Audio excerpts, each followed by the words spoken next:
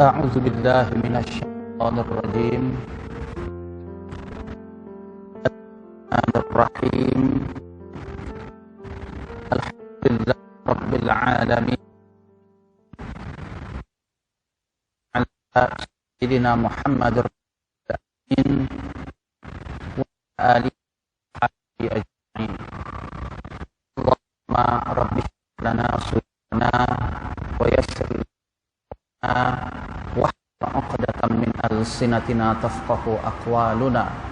اللهم إنا نعوذ بك من علم لا ينفع ومن قلب لا يخشع ومن نفس لا تشبع ومن دعوة لا يستجاب لها. قال الله تعالى في القرآن العظيم: أعوذ بالله من الشيطان الرجيم. يا أيها الذين آمنوا اتقوا الله حق تقاته ولا تموتن إلا وأنتم مسلمون. صدق الله العظيم. ثم قال النبي صلى الله عليه وسلم: من خرج في طلب العلم وهو في سبيل الله حتى يرجع أو كما قال النبي صلى الله عليه وسلم. Yang saya muliakan Tuan Imam Masjid Al-Bukhari Hafizakallah, yang saya muliakan ahli jawatan kuasa, para asatidz wal ustadzat, a'azzakumullahu jami'an, dan yang saya hormati tuan-tuan dan puan-puan muslimin dan muslimat rahimakumullahu taala jami'an. Alhamdulillah, puji syukur kita panjatkan kehadirat Allah Subhanahu wa taala, yang mana dengan rahmat dan taufiknya lah kita semua dapat hadir di rumahnya yang mulia ini, khususnya melaksanakan salat fardu maghrib secara berjamaah. Dan marilah kita memohon kepada Allah, bermunajat dan berharap senantiasa kepada Allah agar setiap amal ibadah yang kita kerjakan, terutamanya salat maghrib yang baru sahaja kita tunaikan, ianya diterima oleh Allah Subhanahu wa taala. Amin ya rabbal alamin. Tuan-tuan dan puan-puan yang dirahmati Allah sekalian, kita masih lagi membicarakan tentang wasiat Rasulullah sallallahu alaihi wasallam berkenaan dengan saling berkasih sayang. Dan pada minggu sebelumnya kita sudah bicarakan bahwa ada 8 kelebihan yang akan didapat dan diperoleh bagi makhluk, khususnya manusia yang suka berkasih sayang. Yang pertama, kelebihan orang yang berkasih sayang yang sudah kita bincang, ia akan mendapat kasih dan juga sayang serta keridhaan daripada Allah Subhanahu wa taala. Maknanya kalau kita nak mendapatkan keridhaan dan kasih daripada Allah, maka mulailah pertama sekali mengasihi Allah, mengasihi Rasulullah, dan juga mengasihi sesama makhluk. Yang kedua, orang yang berkasih sayang akan diberikan nanti perlindungan dan juga naungan serta pertolongan oleh Allah pada hari kiamat. Yang ketiga, orang yang berkasih sayang akan dapat menyempurnakan imannya. Maknanya iman seseorang akan sempurna apabila mereka berkasih sayang. Dan yang keempat, kelebihan orang yang berkasih sayang, mereka akan berada di tempat yang begitu mulia di sisi Allah pada hari kiamat. Dan yang kelima, orang yang berkasih sayang, mereka lah yang akan merasakan manis dan juga lazatnya iman. Dan yang keenam, orang yang berkasih sayang, maka Allah akan utus malaikat untuk menyampaikan berita gembira kepadanya bahwa Allah kasih dan juga sayang kepadanya. Kemudian yang ketujuh, orang yang berkasih sayang, kelebihan yang akan ia dapat adalah mereka akan didoakan oleh malaikat yang ada di langit. Dan doa mereka adalah supaya orang yang berkasih sayang ini tadi, mereka selamat di dunia dan di akhirat, dan juga dosa-dosa mereka dihapuskan oleh Allah Subhanahu wa taala. Kemudian yang ke-8, kelebihan orang yang berkasih sayang, nanti pada hari kiamat mereka akan dijumpakan dan dikumpulkan oleh Allah bersama dengan orang-orang yang pernah mereka kasihi di dunia ini. Kalau tuan-tuan, kalau kita semua mengasihi orang-orang yang saleh, maka dengan izin Allah pada hari kiamat kelak akan dikumpulkan bersama dengan orang-orang yang saleh. Kalau tuan-tuan dan puan-puan cinta kepada ulama, cinta kepada majlis ilmu, cinta kepada orang-orang yang menuntut ilmu, maka dengan izin Allah pada hari kiamat kelak Allah akan kumpulkan kita bersama dengan golongan-golongan tersebut. Kemudian hari ini kita akan bicarakan tentang misal ataupun contoh yang paling nyata sekali yang sudah berlaku berkenaan dengan berkasih sayang. Maknanya kasih sayang antara sesama makhluk ini sudah dulu ditunjukkan oleh para nabi-nabi Allah Subhanahu wa taala. Di antaranya adalah kasih sayang yang ditunjukkan oleh Nabi Musa alaihi salam kepada Rasulullah sallallahu alaihi wasallam dan juga kepada kita sebagai umat Muhammad sallallahu alaihi wasallam. Yang mana kita tahu ya hadis yang famous, setiap setahun sekali kita senantiasa mengadakan majlis Isra dan juga Mi'raj Nabi Muhammad sallallahu alaihi wasallam, yang mana pada satu malam tersebut Rasulullah sallallahu alaihi wasallam naik ke atas langit, sehingga apabila sampai kepada langit yang berikutnya, ketika itu Rasulullah sallallahu alaihi wasallam pun berjumpa kepada nabi-nabi yang diutus oleh Allah, termasuklah juga Nabi Musa alaihi salam. Sehingga pada akhirnya di Sidratul Muntaha Allah memfardukan kepada Rasulullah dan juga umatnya untuk mendirikan dan menunaikan salat sebanyak 50 waktu. Apabila Rasulullah turun daripada Sidratul Muntaha, maka ketika turun tadi Rasulullah berjumpa kepada Nabi Musa alaihi salam. Ketika itulah Nabi Musa bertanya kepada Nabi Muhammad sallallahu alaihi wasallam. Apa kata Nabi Musa bertanya kepada Rasulullah sallallahu alaihi wasallam? Wahai Muhammad sallallahu alaihi wasallam, apakah yang telah diwahyukan oleh Allah kepadamu?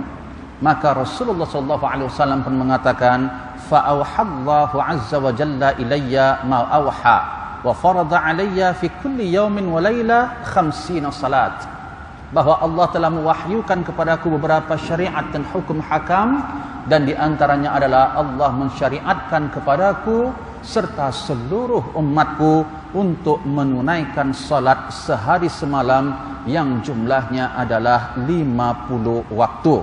Maka pada saat itu Nabi Musa pun menasihati, Nabi Musa pun menyampaikan kepada Rasulullah apa yang disampaikan oleh Nabi Musa kepada Nabi Muhammad sallallahu alaihi wasallam. Inilah bentuk kasih sayang yang ditunjukkan oleh Nabi Musa itu. Apa kata Nabi Musa? Farji' ila rabbik fadlub minhu at-takhfif. Wahai Muhammad, kembalilah engkau memohon kepada Allah untuk supaya Allah ringankan jumlah rakaat salat tersebut. Fa inna ummataka la tatiqu ala dhalik. Karena saya tahu umatmu mesti tidak mampu untuk menunaikan 50 waktu salat sehari semalam. Karena ini sudah berlaku kepada diriku sendiri dan juga kepada umatku, yaitu Bani Israel.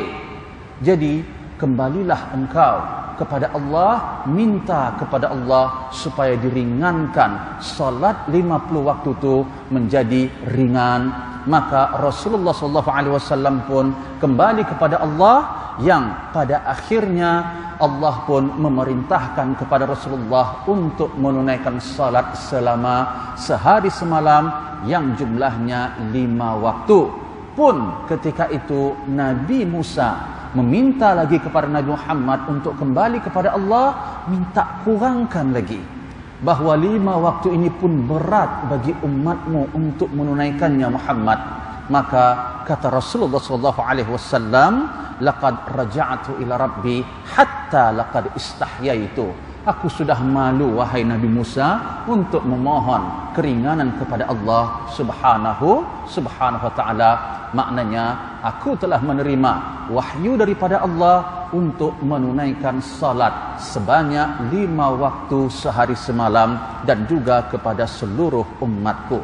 Ini contoh kasih sayang yang ditunjukkan oleh para nabi-nabi Allah. Dan bukan hanya itu, kasih sayang ditunjukkan oleh siapa lagi?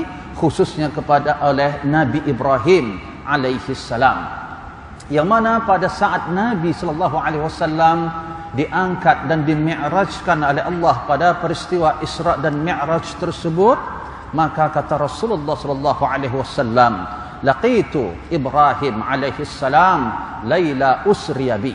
Aku telah berjumpa kepada ayahanda, kepada Khalilullah yaitu Ibrahim alaihi salam, bahwa pada saat itu aku diperjalankan pada malam Lailatul Isra wal Mi'raj. Maknanya pada malam Lailatul Isra dan Mi'raj aku berjumpa kepada Abu al-Anbiya, yaitu ayah bagi para seluruh nabi-nabi. Kenapa Nabi Ibrahim digelar sebagai Abu al-Anbiya? Tuan-tuan tahu kenapa sebagai Abu, maksudnya ayah daripada para nabi-nabi? Karena semua nabi-nabi yang datang selepas Nabi Ibrahim wafat, mereka adalah keturunan daripada Nabi Ibrahim alaihissalam, khususnya bangsa Bani Israel. Bani Israel ini keturunan daripada Nabi Ya'qub, dan Nabi Ya'qub salasilah ataupun nasalnya kembali kepada Nabi Ishaq. Ini satu di antara dua orang anak Nabi Ibrahim. Yang kedua, anak Nabi Ibrahim siapa? Ismail. Ismail inilah merupakan keturunan bagi Nabi Muhammad SAW dan juga bagi umatnya.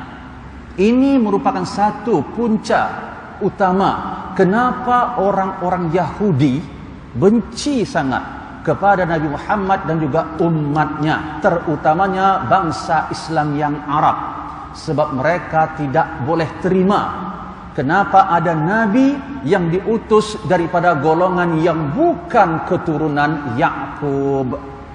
Jadi kalau anda membaca dan mempelajari tafsir Al-Quran, khususnya surah Al-Baqarah, di situ banyak sekali menceritakan tentang kisah bagaimana sifat-sifat orang-orang Yahudi, ya, orang-orang Bani Israel. Bani Israel maksudnya adalah Bani, anak, keturunan, cucu. Israel maksudnya adalah Ya'qub. Israel dalam bahasa Ibrani maknanya Isra dan juga Il. Isra maknanya abdun, Il maknanya Allah. So Nabi Ya'qub itu digelar sebagai Abdullah dan juga sebagai Israel. Jadi ada bedanya Israel yang adalah ni dengan Israel atau Bani Israel serta Yahudi. Yang ini tidak sama ya tuan-tuan. Jangan kata Bani Israel, kalimat Israel dalam Al-Quran tu anda rasa macam seseorang ataupun sesuatu yang sangat-sangat hina, yang sangat-sangat tercela. Masya Allah. Israel itu Nabi Ya'qub. Ya, hati-hati. Jadi tuan-tuan dan puan-puan yang dirahmati Allah, ni pentingnya kenapa kita perlu, kenapa kita mesti dan wajib kembali serta memahami Al-Quran. Jadi Al-Quran dituntut ke atas kita yatslunahu haqqa tilawati, yaitu membaca Al-Quran itu dengan sebenar-benarnya. Membaca Al-Quran dengan sebenar-benarnya di sini kata ulama tafsir adalah mengikut dan mengamalkan hukum hakam yang telah Allah nyatakan dalam Al-Quran itu. Kalau ada perintah Allah dalam Al-Quran itu kita buat, maka kita digolongkan orang yang benar-benar membaca Al-Quran. Kalau ada larangan Allah dalam Al-Quran kita jauhi, maka kita dikategorikan orang yang mengamalkan serta membaca Al-Quran dengan sebenar-benarnya. Tapi kalau cuma membaca lafaznya, sehari semalam anda baca 2 juzuk, 5 juzuk, 10 juzuk, tapi kita tak faham pun apa yang Allah beritahu di dalam ayat tersebut, maka pada saat itu kita mendapat pahala setiap huruf daripada apa yang kita baca. Tetapi kita belum lagi sampai kepada makam orang yang benar-benar membaca Al-Quran dengan haqqa tilawatihi. Jadi tuan-tuan dan puan-puan yang dirahmati Allah sekalian, pada saat malam dimi'rajkan Rasulullah SAW, juga di masa yang sama Rasulullah SAW mengatakan, aku berjumpa kepada Nabi Ibrahim alaihissalam pada saat aku di Isra dan dimi'rajkan oleh Allah Subhanahu wa taala. Pada saat itu Nabi Ibrahim pun mengatakan, ya Muhammad.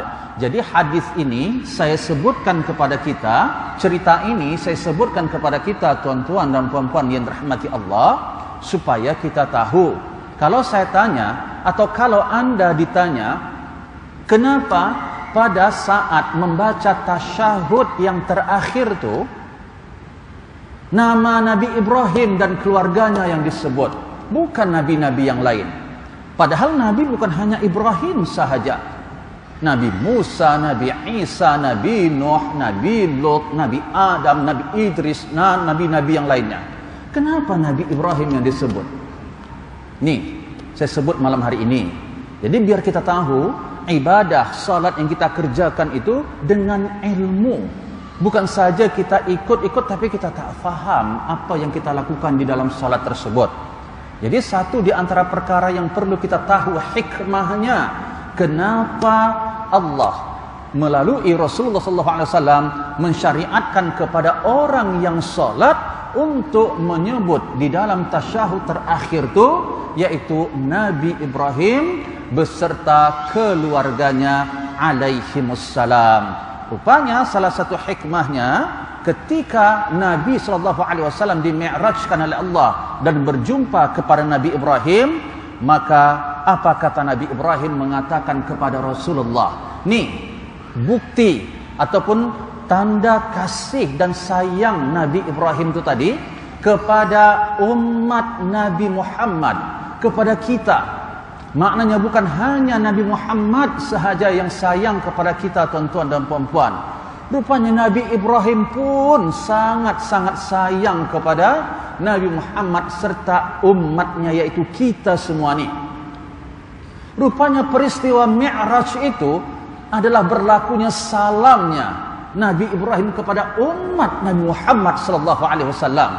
Jadi siapa saja yang mengaku sebagai umat Nabi Muhammad SAW, pada peristiwa Isra dan Mi'raj itu ada pada ketika itu Nabi Ibrahim meminta untuk disampaikan salamnya kepada kita, yaitu umat Nabi Muhammad sallallahu alaihi wasallam.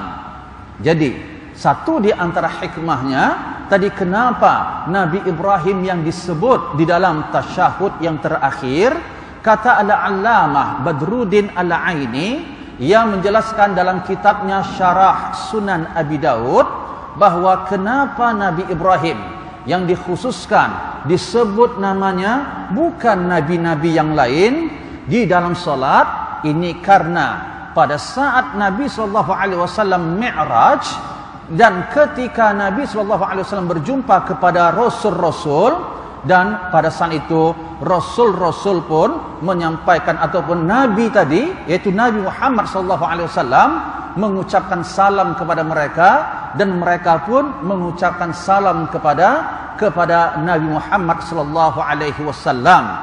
Tetapi semua Rasul ataupun Nabi-Nabi yang Nabi jumpa di malam Mi'raj itu, seorang pun tidak ada yang meminta untuk menyampaikan salam mereka kepada umat Nabi Muhammad, kecuali satu Nabi sahaja pada saat itu berpesan, yaitu Nabi Ibrahim alaihissalam.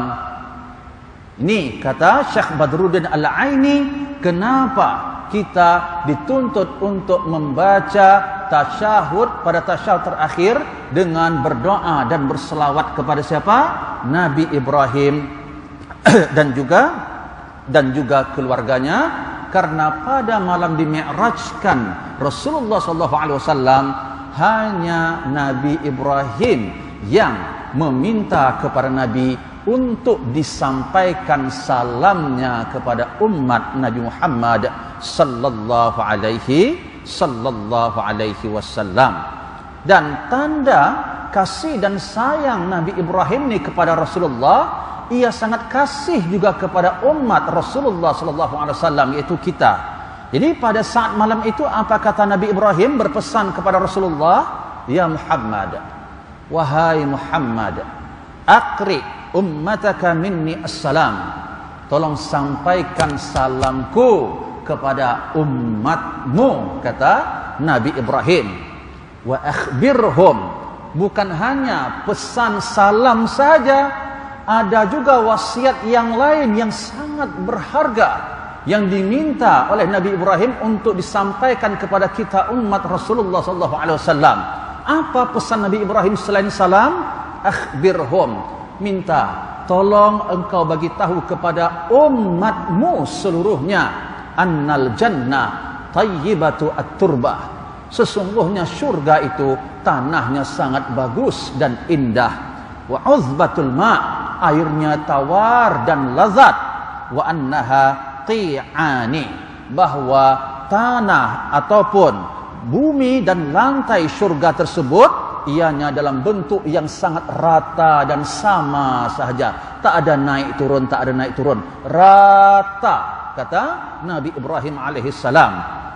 Kemudian kata Nabi Ibrahim berpesan kepada Rasulullah, wa anna ghirasaha, bahwa tanaman yang ada di dalam syurga itu apa dia?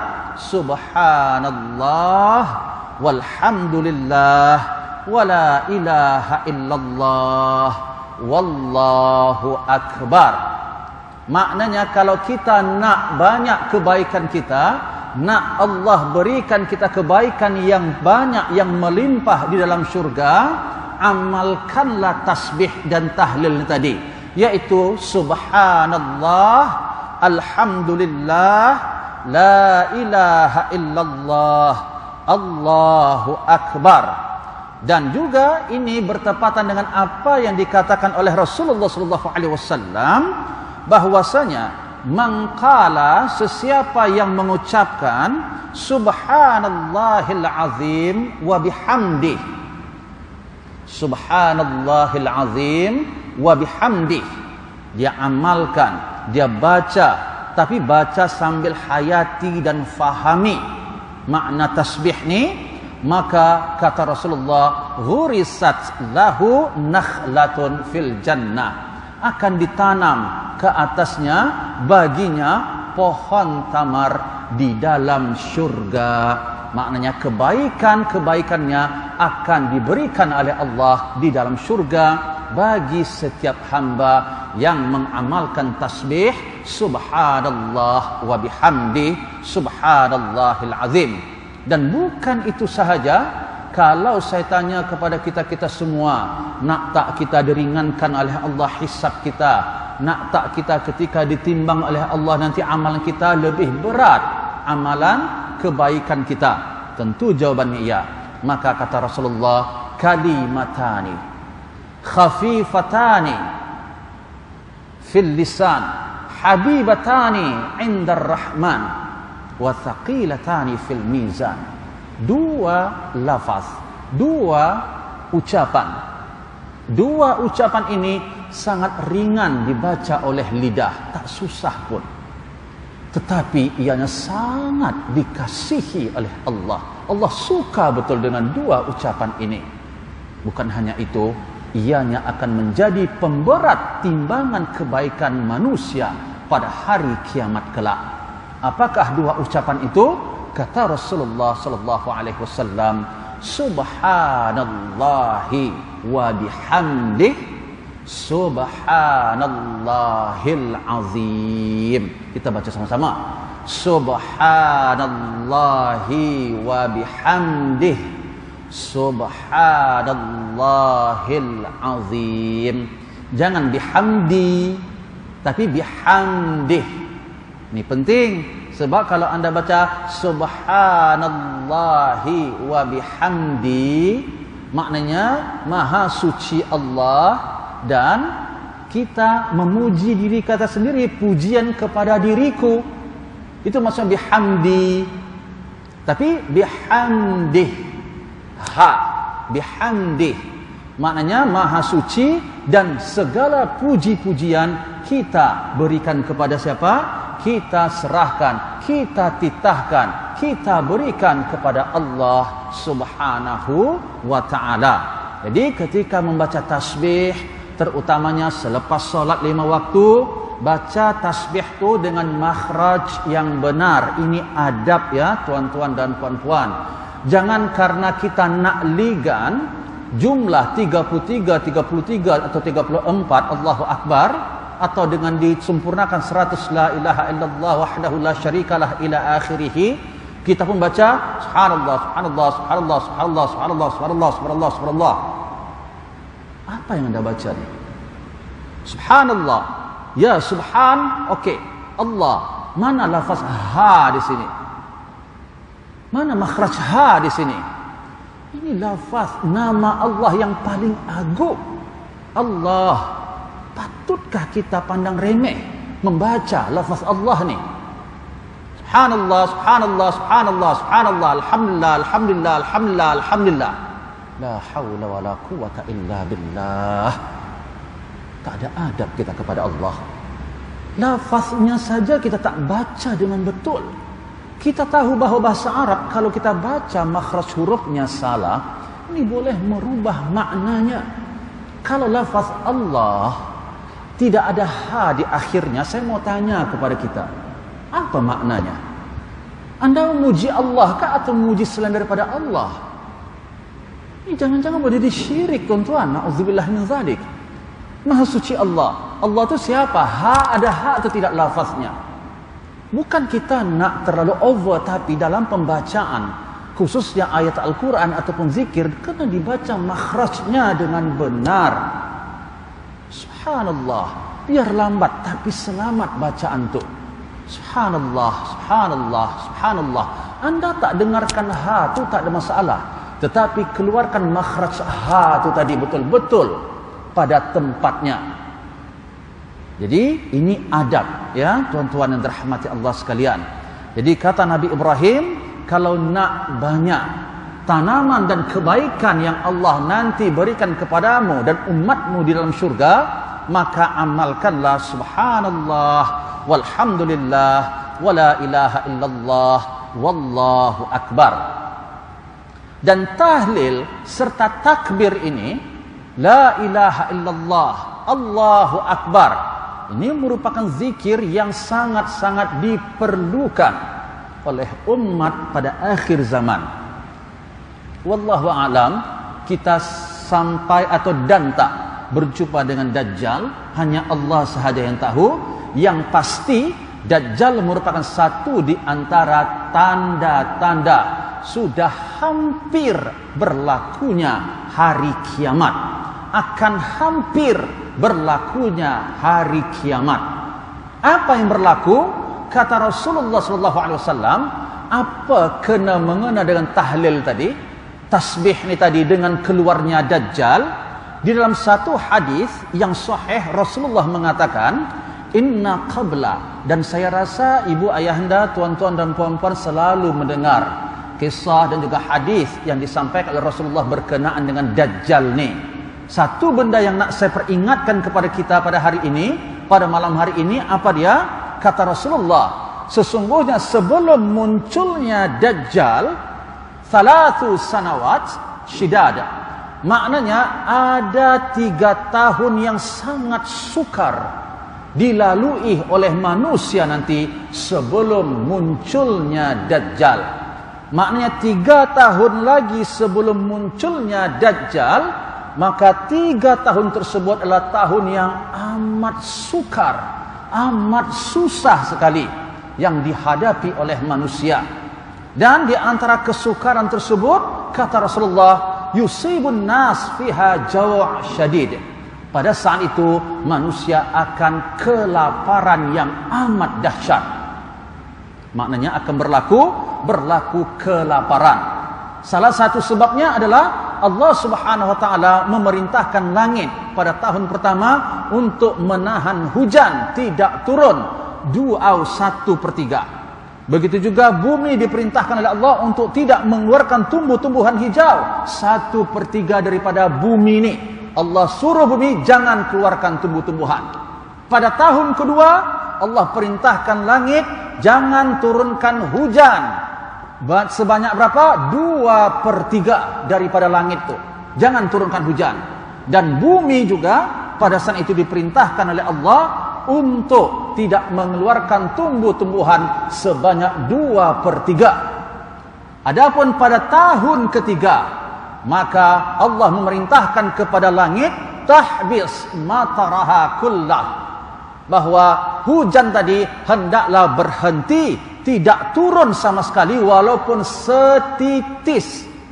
Tak ada turun hujan pada tahun ketiga tu sama sekali. Dan juga bumi diperintahkan oleh Allah untuk tidak menumbuhkan apa-apa saja tumbuhan, walau hanya sekecil apapun tumbuhan, tak ada yang tumbuh pada tahun ketiga tu. Maka kata Rasulullah SAW, fala tabqa zatu zilfin illa halakat illa masyaallah. Bahkan termasuk binatang ternak semuanya binasa, mati. Maka ditanya kepada Rasulullah SAW, fama ya'ishun nas fi dzalika zaman. Jadi kalau dah hujan tak turun, tumbuh-tumbuhan tak tumbuh daripada muka bumi ini, semua binatang ternak mati, apa yang dapat dimakan oleh manusia Rasulullah? Bagaimana manusia nak bertahan hidup pada saat itu? Maka kata Rasulullah SAW, makanan manusia pada saat itu adalah at-tahlil, wat-takbir, wat-tasbih, wat-tahmid. Apa? La ilaha illallah, subhanallah, alhamdulillah, Allahu akbar, wa yujra dzalika alaihim majra at-ta'am. Sesiapa yang mengamalkan tasbih dan zikir ini, khususnya pada tahun-tahun yang sukar tersebut, maka zikir dan tasbih tersebut akan menjadi makanan yang mengenyangkan perutnya, minuman yang akan menghilangkan rasa dahaganya. Subhanallah. Jadi ini adalah amalan, mulai amalkan daripada sekarang ini ya, ibu-ibu dirahmati Allah. Jadi ibu-ibu dirahmati Allah, ini ya di antara contoh yang ditunjukkan oleh para nabi-nabi untuk kita sebagai umatnya, khususnya Nabi Muhammad SAW, agar kita mengikut, agar kita mencontoh kasih sayang para nabi-nabi ini tadi kepada sesama mereka dan juga kepada sesama umat Nabi Muhammad SAW. Kemudian pada malam hari ini juga kita akan bicarakan apakah yang patut kita lakukan, apa yang perlu kita buat supaya kita ni boleh berkasih sayang, supaya dengan perkara tersebut akan muncul rasa kasih sayang tu. Dengan kata lain tuan-tuan, saling berkasih sayang kepada sesama manusia ni, dia tidak datang begitu saja. Perlu kita mengambil ikhtiar dan sebab. Dia tak datang macam tu sahaja kasih sayang tu. Jadi apa sebab-sebab yang patut kita buat supaya kita berkasih sayang kepada sesama kita? Yang pertama, kata Rasulullah SAW adalah afsyus salam ataupun ifsya'us salam, menyebarkan salam. Maknanya kalau kita nak saudara-saudara kita sesama umat Islam ni sayang dan kasih kepada kita, maka ketika kita bertemu kepada sesama umat Islam, ucapkanlah Assalamualaikum warahmatullah. Silahkan tuan-tuan berbahasa asing, English, Jerman, bahasa apapun, tapi kalau boleh untuk salam tu, ya, sebutkanlah Assalamualaikum warahmatullah, walaupun anda berada di overseas, walaupun anda berada di Amerika atau di manapun. Jadi kalau boleh ganti good morningnya, good nightnya dengan apa? Dengan Assalamualaikum warahmatullah. Sebab apa? Sebab salam ini merupakan perkara yang dapat menghilangkan rasa hasad dan dengki di dalam hati manusia. Dan juga salam yang kita sebutkan kepada sesama manusia, khususnya sesama umat Islam, merupakan tahiyat, penghormatan penghuni syurga nanti sesama mereka di dalam syurga. Maknanya tuan-tuan, ketika kita di dunia ini mengucapkan salam kepada sesama umat Islam, secara tidak langsung kita telah menghidupkan ucapan salam yang nanti akan diucapkan oleh penghuni syurga. bangga tak kita? Assalamualaikum warahmatullahi itu adalah ucapan penghuni syurga nanti ketika mereka saling bertemu di dalam syurga. Tapi kadang-kadang ada yang segan, ada yang kata tidak action lah, tak standard lah pakai assalamualaikum, kena bahasa ni, kena bahasa ini, kena bahasa ini. Ya silahkan. Tapi kalau kita sebagai umat Rasulullah SAW yang cinta kepada sunnah Rasulullah SAW, coba tengok sunnah Nabi dalam salam ni dah kita buat tak? Kita kata cinta sangat kepada Rasulullah. Kita menghidupkan bagaimana tentang peristiwa Maulid Nabi, bagaimana peristiwa Isra dan Mi'raj. Tapi satu di antara bukti cinta kita tu tadi, iaitu mengucapkan salam ni kita tak buat pun selama hari ini. Jumpa kawan, sahabat, iya, silahkan, itu adat. Tapi jangan lupa bahawa assalamualaikum itu sunnah Nabi. Saya sampaikan kepada kita semua pada malam hari ini kelebihan mengucapkan assalamualaikum warahmatullah. Lepas kita tahu kelebihan assalamualaikum warahmatullah ni, kalau kita masih lagi segan, masih lagi berat lidah nak mengucapkan assalamualaikum, mintalah pertolongan kepada Allah supaya dimudahkan untuk mengucapkan assalamualaikum tu. Rugi betul tuan-tuan. Apa kelebihannya? Yang pertama, orang yang menyebarkan salam akan mendapatkan pahala yang besar di sisi Allah. Kata Rasulullah SAW, "Mangkala, sesiapa yang mengucapkan assalamualaikum, siapa yang mengucapkan assalamualaikum, kutibat lahu 10 hasanat, akan dicatat baginya 10 kebaikan.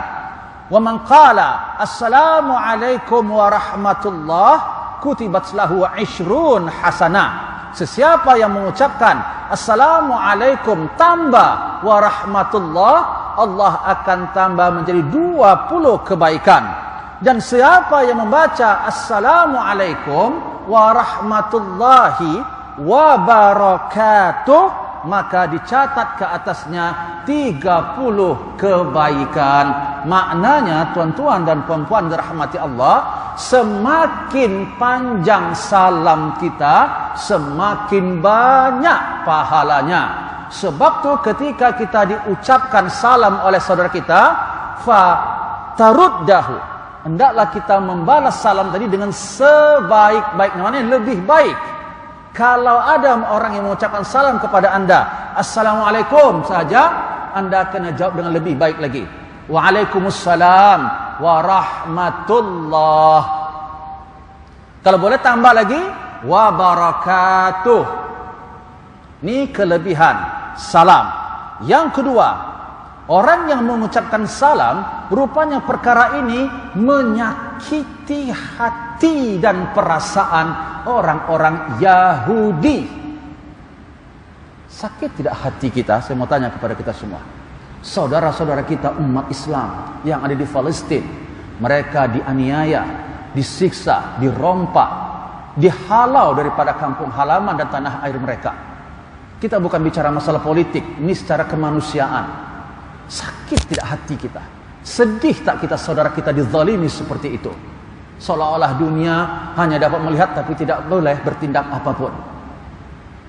Jadi sekurang-kurangnya membalas sakit hati mereka tadi, bukan maksud kita nak balas dendam, tapi perbuatan mereka yang telah menyakiti umat Islam khususnya ada di Palestin itu. Apa yang perlu kita lakukan? Salah satunya selain dengan doa, banyakkan mengucapkan salam. Karena kata Rasulullah SAW menyatakan dalam satu hadis yang sahih, dua benda yang paling sakit hati orang Yahudi terhadap umat Islam ni kalau mereka buat. Apa dua benda tersebut? Ma hasadatkum al-yahudu ala syai'in, ma hasadatkum ala as-salam wat ta'min. Iaitu dua benda yang menyakiti, yang sangat-sangat jealous, yang sangat-sangat hasad, dengki orang Yahudi kepada umat Islam ni. Dia jealous, dengki betul dia kepada umat Islam ni. Dua benda ni. Apa? Yang pertama kata Rasulullah SAW, assalam. Assalamualaikum. Assalamualaikum. Kita tak tahu. Ya, kadang-kadang orientalis daripada Kristen ataupun orang-orang Yahudi. Orientalis ni kalau kita katakan dia al-mustasyrik, seperti orang-orang munafik. Dia berselindung dengan pura-pura Islam, memakai pakaian Islam, bahkan mereka beribadah bersama dengan orang Islam, tapi pada hakikatnya mereka ini adalah jasus, mereka ini adalah pengintip, mereka ini adalah sebagai utusan untuk menilik dan memperhatikan kelemahan-kelemahan umat Islam ni. Mereka lah yang akan bagi tahu kepada askar-askar kafir yang nak memerangi umat Islam. Jadi tuan-tuan dan puan-puan dirahmati Allah, sebut Assalamualaikum warahmatullah dan juga amin, khususnya selepas membaca Alhamdulillah, sebab mereka sedar ucapan amin ini akan kembali salah satunya kepada kebinasaan mereka. Ghairil maghdubi alaihim waladdallin. Ghairil maghdub alaihim, dalam tafsir Ibnu Katsir dimaksudkan al-maghdub di sini adalah orang-orang Yahudi. Janganlah engkau golongkan kami orang-orang yang engkau murkai ya Allah, maghdub waladdallin, dan juga janganlah engkau masukkan kami ini ke dalam golongan orang-orang yang sesat. Kalimat dallin dalam Al-Fatihah itu menurut ulama tafsir maksudnya adalah orang-orang An-Nasara, yaitu Nasrani. Kenapa orang Yahudi tadi mereka dikatakan orang-orang yang dicela dan juga dimurkai oleh Allah, sementara orang-orang Nasrani dikatakan orang-orang yang sesat? Salah satunya adalah orang-orang Yahudi, kenapa mereka ini orang yang dimurkai dan dilaknat oleh Allah? Sebab mereka paham dan tahu isi kitab Taurat itu, tetapi mereka tidak mengamalkannya. Berbeda dengan orang-orang Nasrani. Jadi baca, ucapkan Assalamualaikum warahmatullah. Kemudian juga kelebihan Assalamualaikum, bahwa keadaan kita, darjat kita akan ditinggikan oleh Allah Subhanahu wa taala. Tidak ada orang tu semakin hina dia ketika dia mengucapkan Assalamualaikum. Kalau ada yang gelak, kalau ada yang sinis, kalau ada yang tertawa, ini boleh dipertanyakan iman dan Islamnya nih. Na'udzubillah min zalik. Ya, na'udzubillah min zalik. Jadi kalau kita mengucapkan Assalamualaikum contohnya di dalam office kepada sesama umat Islam, lepas tu kawan kita kata, "Amboi, ini bukan masjid nak bersalam-salam." Ya Allah, doakan dia semoga Allah berikan hidayah dan pertolongan, karena dia telah melekehkan sunnah Rasulullah sallallahu alaihi wasallam. Na'udzubillah min zalik. Tak dapat kita buat, jangan kita sampai orang yang menghina dan merendahkan serta melekehkan sunnah Rasulullah sallallahu alaihi wasallam. Kata Rasulullah sallallahu alaihi wasallam, "Afshus salam kai ta'lu." Sebarkanlah salam supaya darjatmu diangkat oleh Allah Subhanahu wa taala. Kelebihan yang berikutnya, orang yang mengucapkan salam ini merupakan amalan yang paling afdal. Ketika seorang lelaki bertanya kepada Rasulullah, "Ya Rasulullah, ayyul a'mal khairun fil Islam?" Amalan apakah yang paling baik di sisi Allah dalam Islam ni? Maknanya di dalam Islam ni, apakah amalan yang paling baik yang perlu saya lakukan ya Rasulullah? Maka kata Rasulullah sallallahu alaihi wasallam, ingat ibu ayanda dirahmati Allah, tuan-tuan dan puan-puan, nasihat Nabi ni, amalan yang paling baik. Yang pertama, tut'imut ta'am. Sukalah anda memberi makan, menjamu makan orang lain. Tak kira kepada orang yang miskin ataupun kepada sesama sahabat handai dan sesama keluarga. Sebab umum, sukalah anda memberi makan, kata Rasulullah SAW. Mungkin nampak di hadapan kita benda ini adat atau perkara yang biasa-biasa. Rupanya di sisi Allah, memberi makan kepada orang lain ini adalah sesuatu yang luar biasa. Sebab bukan hanya itu, orang yang suka memberi makan kepada orang lain nanti akan disediakan oleh Allah nanti baginya ghurfah, yaitu satu bilik yang sangat istimewa di dalam syurga. Jadi amal yang paling baik di dalam Islam, kata Rasulullah, yang pertama suka memberi makan. Tetapi tuan-tuan, dalam bab memberi makan ni kepada orang yang tidak wajib, maknanya ada yang wajib kita beri makan. Seperti apa? Seperti orang tua menafkahi anaknya, seperti tamu yang wajib dilayan dan diberi makan, menghormati tamu tu. Maknanya ada beberapa perkara yang wajib, maknanya tidak dikategorikan dalam hadis ni. Tapi yang dimaksud di sini maksudnya kita banyak beri makan di sini kalau untuk yang sunnah, bukan yang diwajibkan. Kata Rasulullah apa? La tusahib illa mu'min. Jangan sekali-kali berkawan kecuali dengan orang beriman. Kalau nak berkawan di muka bumi ini, cari orang beriman, kata Rasulullah. Wala ya'kul ta'amak illa taqiyyun. Jangan sekali-kali ada orang yang memakan makananmu kecuali mereka yang engkau beri makan itu adalah orang yang bertakwa, orang yang takut kepada Allah, yang melaksanakan perintah Allah dan menjauhi larangan Allah. Beruntung tuan-tuan dan puan-puan yang menjamu orang lain makan, seperti anda sampaikan makanan dijamu dia melalui masjid ataupun surau yang anda bagi, yang anda hantar. Ini adalah kebaikan ataupun perkara yang dituntut di dalam Islam. Ya, dan juga memberi makan nih tuan-tuan, perkara yang sangat-sangat, yang mungkin simple, tapi dia ini adalah perkara yang dapat menyelamatkan kita nanti masuk ke dalam syurga Allah. Kata Rasulullah ketika Rasulullah sampai di Madinah, ya ayuhan nas, afsyus salam, wahai sekalian manusia, sebarkanlah salam. Wa at'imut ta'am, berilah makan kepada orang lain. Wasilul arham, hubungkanlah tali silaturahim. Wasallu wan nasu niyam, salatlah di waktu malam ketika orang lain tidur, maka engkau akan masuk, kata Rasulullah, ke dalam syurga bisalam. Anda akan masuk ke dalam syurga Allah dengan selamat dan juga damai. Kemudian kelebihan orang yang mengucapkan salam ini tadi, mereka akan mendapatkan rahmat daripada Allah Subhanahu wa taala. Kata Rasulullah sallallahu alaihi wasallam, aqrabun nas minal mutalaqiyaini ila rahmatillah man bada'a bis salam. Manusia yang paling dekat sekali untuk mendapatkan rahmat Allah ketika dia bertemu dengan saudaranya adalah orang yang lebih dulu mengucapkan salam. Dan yang berikutnya, kelebihan orang yang mengucapkan salam tadi akan dihapuskan dosa-dosanya. Kata Rasulullah sallallahu alaihi wasallam, inna min mujibatil maghfirah badlas salam wa husnal kalam.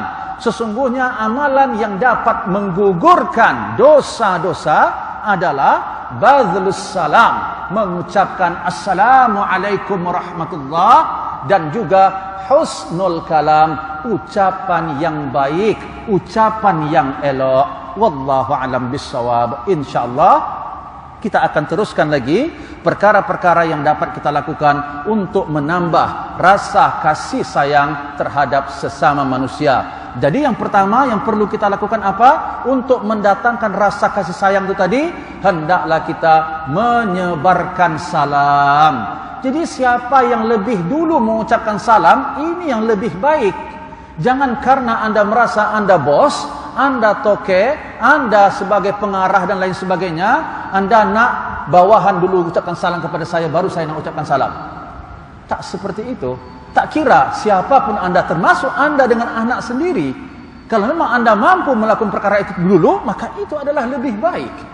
Siapa yang lebih dulu mengucapkan salam, maka akrabun nas indal mutalaqiyaini ila rahmatillahi man bada'a bih man bada'a bis salam. Juga kata Umar bin Khattab radhiyallahu anhu, salas yasifina laka wa wudda akhika. 3 benda kalau anda lakukan akan merasakan atau akan menimbulkan rasa kasih dan sayang kepada sesama umat manusia, kepada sesama saudara anda, kata Umar bin Khattab. Apa 3 perkara tersebut? Kalau kamu nak dikasihi saudara kamu sesama umat Islam, yang pertama, antusallim alaihi idza laqitah. Hendaklah anda mengucapkan salam kepada saudara anda tersebut ketika anda bertemunya. Awalan, saya jumpa kepada Tuan Haji, saya dulu mengucapkan salam kepada Tuan Haji. InsyaAllah Tuan Haji akan sayang kepada saya.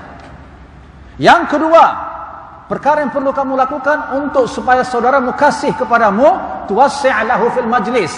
Ketika berada dalam majlis, luaskan, jangan kedekut. Kita lebarkan majlis, bagi ruang untuk orang lain juga duduk dalam majlis tersebut. Kemudian perkara yang ketiga, untuk mengundang rasa kasih sayang, tad'uhu bi ahabbi al-asma ilaihi.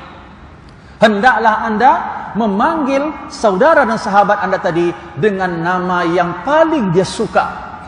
Nama dia yang paling dia suka tu anda sebut tu, maka perkara ini akan dapat memunculkan rasa kasih dan sayang daripada saudara dan juga sahabat kita tersebut. Wallahu a'lam bissawab. Insyaallah perkara yang berikutnya yaitu ada 5 perkara yang perlu kita lakukan untuk menambah rasa kasih sayang di antara sesama kita. Maka pada malam hari ini kita baru jelaskan 1 daripada 5 perkara tersebut, dan pada minggu hadapan kita akan bincang pula perkara yang kedua sehinggalah perkara yang kelima, ya, daripada perkara-perkara ataupun sebab-sebab untuk menambah rasa kasih sayang kepada sesama umat Islam.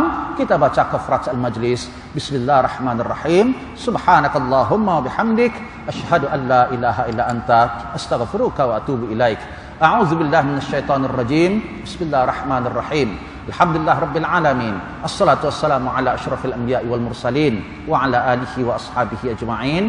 Allahumma ghfir lana dhunubana wa liwalidina warhamhum kama rabbawna shighara. Allahumma rabbana zidna uluman wa tanfa'na fid din wad dunya wal akhirah. Allahumma ya muqallib al qulub tsabbit qulubana ala dinik ya rabbal alamin. Rabbana atina fid dunya hasanah wa fil akhirati hasanah wa qina adzaban nar. Wa sallallahu ala sayyidina Muhammad wa ala alihi wa ashabihi ajma'in. Walhamdulillahi rabbil alamin. Assalamualaikum warahmatullahi wabarakatuh.